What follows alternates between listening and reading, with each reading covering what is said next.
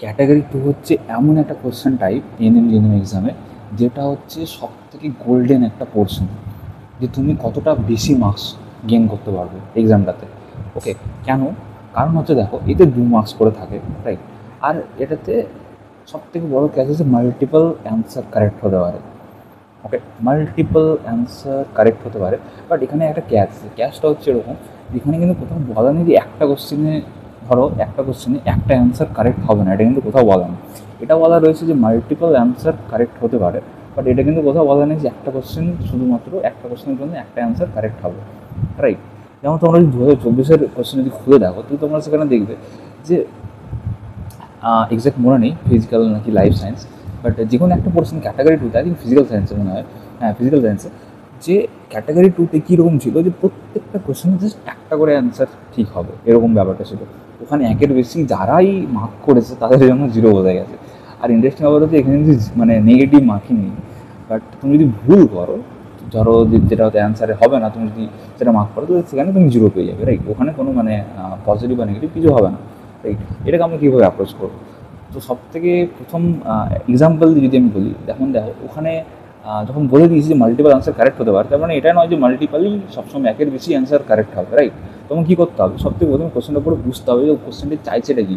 Like একটা উদাহরণ যদি দিই, ধরো তোমাকে জিজ্ঞাসা করা হলো যে ভারতের রাজধানীর নাম কি, রাইট? এখানে কিন্তু জাস্ট একটা অ্যান্সার হবে, এখানে কিন্তু একের বেশি অ্যান্সার তুমি যদি মার্ক করে দাও, তাহলে কিন্তু সেটা ভুল, রাইট? আর যদি এটা যদি বলা হয়, ধরো 4টা অপশন দেওয়া আছে, এখানে জিজ্ঞাসা করা হলো যে এইগুলোর মধ্যে কোনগুলো ভারতের মধ্যে রয়েছে, মানে কোন রাজ্যগুলি বা কোন জেলাগুলি বা কোন শহরগুলি আমাদের ইন্ডিয়ার মধ্যে রয়েছে। এখানে কিন্তু একের বেশি অ্যান্সার হতে হবে, মানে হবে আর কি, রাইট? বা নাও হতে পারে, যদি সেখানে যদি একটাই আমাদের যদি থাকে, তাহলে সেখানে একটা, বা একের বেশি থাকলেও একের বেশিও হতে পারে। বাট যাই কন্ডিশন হয়েছে না কেন, যদি জিজ্ঞাসা করা হয় যে ভারতের রাজধানীর নামে, তাহলে কিন্তু এখানে একটাই অ্যান্সার হবে, রাইট? জাস্ট একটা উদাহরণ দিয়ে বোঝানোর চেষ্টা করলাম, তো সেটাই বললাম যে তোমাদেরকে বুঝতে হবে যে কোশ্চেনের ডিমান্ড কী আছে। যদি এরকমটা হয় যে না, এখানে একটা কোশ্চেন অ্যান্সার, মানে একটা কোশ্চেন ধরো একটাই অ্যান্সার হবে, এটা আমি নিজে কনফার্ম একবারে, আমি এটা জানি যে এটা একটাই অ্যান্সার হবে, তখন বেশি এদিক ওদিক করে দুটোতে মার্ক করার কোনো মানে হয় না। এবার ধরো এখানে অ্যাটলিস্ট, স্যার ধরো যদি তুমি বুঝতে পারছো না, তুমি কী করবে? একটা এলিমিনেশন বলে একটা টেকনিক হয়, সেটা তুমি ফলো করতে পারো। এলিমিনেশন টেকনিক, যেটা ক্যাটাগরি 1-এর ক্ষেত্রেও ভীষণ মানে ভালোভাবে প্রযোজ্য হবে। এরকম ব্যাপারটা যে ধরো যে তুমি 4টা কোশ্চেন দেখলে, 4টা অপশন দেখলে একটা কোশ্চেন পড়ে, ঠিক আছে? এবার ধরো তুমি সেখানে বুঝতে পারছো যে এই দুটো অ্যান্সার তো হবে না, এই একটা অ্যান্সার তো হবে না, ঠিক আছে? এইভাবে এলিমিনেট করে তোমরা করতে পারো। যেমন ধরো ক্যাটাগরি 1-এ যদি যায়, তাহলে এইভাবে এলিমিনেট করে তোমার একটা জিনিস সিলেক্ট করতে পারো, একটা অ্যান্সার সিলেক্ট করতে পারো। বাট ক্যাটাগরি 2-এর ক্ষেত্রে এটা ভীষণ অ্যাপ্লিকেবল, কারণ হচ্ছে দেখুন, ধরো তুমি ধরো একটা মানে 2 মার্কের ক্যাটাগরি 2-এর কোশ্চেন, ধরো তুমি মানে জানোই না যে অ্যান্সারটা কী হবে, সেই ক্ষেত্রে তুমি কী করবে? তুমি যদি সেটাকে ছেড়ে দিয়ে আসো, তাহলে তোমার লস। কী করবে?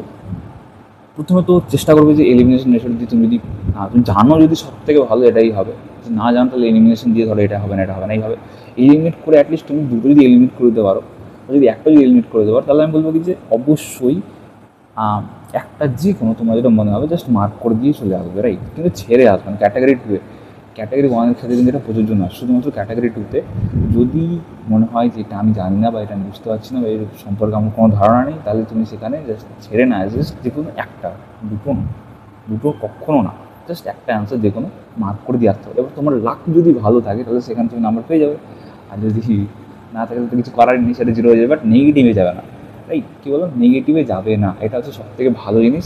তুমি যদি ইউটিলাইজ করতে পারো কীভাবে, মানে অ্যাকচুয়ালি অনেক প্র্যাকটিস করতে হয় এটার জন্য, অনেকগুলো কোশ্চেন প্র্যাকটিস করতে হয়, অনেক ধরনের বুক রেফারেন্স বা মক টেস্টগুলো দিতে হয়, যেখান থেকে এই ধরনের ছোটো ছোটো এক্সপেরিমেন্টগুলো আসে, রাইট?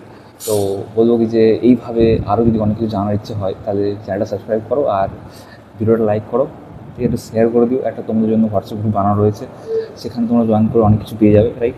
আর যদি কোনো তোমাদের ডাউট থাকে, তাহলে তোমরা ডাইরেক্ট কমেন্ট করতে পারো, নাহলে তো হোয়াটসঅ্যাপ গ্রুপ জয়েন করে সেখানে ডাইরেক্ট কমেন্ট করতে পারো, মানে মেসেজ করে আমাকে জানাতে পারো, ঠিক আছে? দেখা হবে নেক্সট ভিডিওতে, বাই।